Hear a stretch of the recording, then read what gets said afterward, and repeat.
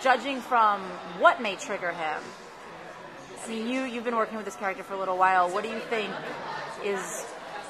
when are the moments that he will really be triggered, I guess, to turn into this creature? I mean, we've seen it so far, mostly when somebody is in trouble.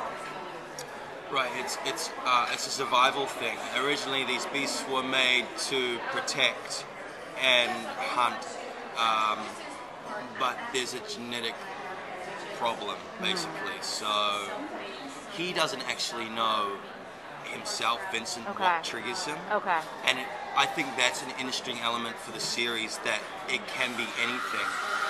At this point of the game, we believe it's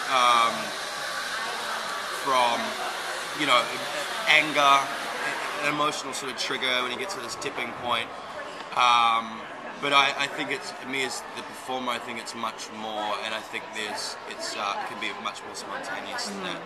So I want the character of the beast to almost overtake Vincent at some point, and become a lot more dangerous to himself and the people around him.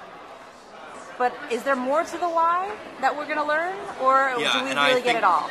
No, there's a lot more, and I think the connection to that key to unraveling the secrets for our audience is held through Catherine's mother and her murder.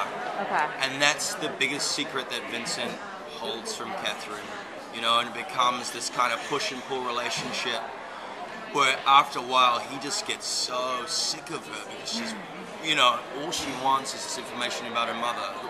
This is through his perspective. Right. But really she is interested in him as a person as well. But it's going to unravel that's almost like our B storyline. Okay. Besides the procedural element, which ties them together to work.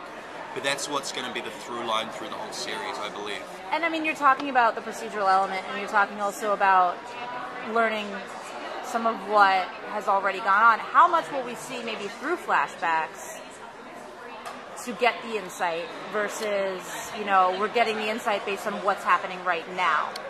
Look, in terms of Vincent's story, I want there to be a lot of flashbacks, and I know Austin does as well. Because we were kind of chatting the other day about our backstory as characters and how we've grown up together, and he's like his only confidant is his brother. But he's also put, JT in huge danger. And the character of JT is very lovable and can be very comedic.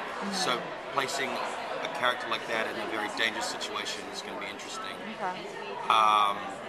But yeah, there's a lot that we as actors don't know yet. Okay. I do know that we're going to find out a lot more about Vincent's backstory of when he first returned from war with this hideous demon inside him, and how he sort of immersed himself back into social life or into hiding, and how he connected with JT again to say, hey, I'm not dead, I'm alive, and this is what's happened to me. Help me. So all of that stuff I find very interesting. And has he had past relationships before Catherine with other women? How many people has he killed? What does he know about all that sort of stuff? I think the darkness of him will start to surface a lot more as we go along, and almost scare Catherine to the point of, is this guy a serial killer, or is he a victim of this awful experiment to humanity? And it's interesting that you say that, because it's a CW, and let's be honest, they throw their characters together romantically, and the original Beauty and the Beast obviously did that as well. Yeah. So in the pilot there are little hints, that there could be something there, but it seems like from what you're saying, she's kind of fighting against him because she wants all this information and she's wary of him. I think she genuinely finds him intriguing. And there is a huge connection between them, which you see in the pilot when he saves her after her mother is killed.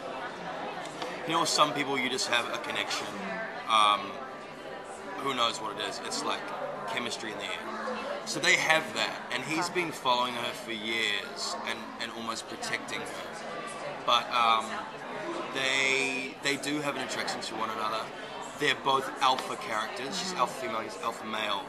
And they both want the same thing, but they just want to go round different ways about it. So I think that's very sexy and attractive between two people.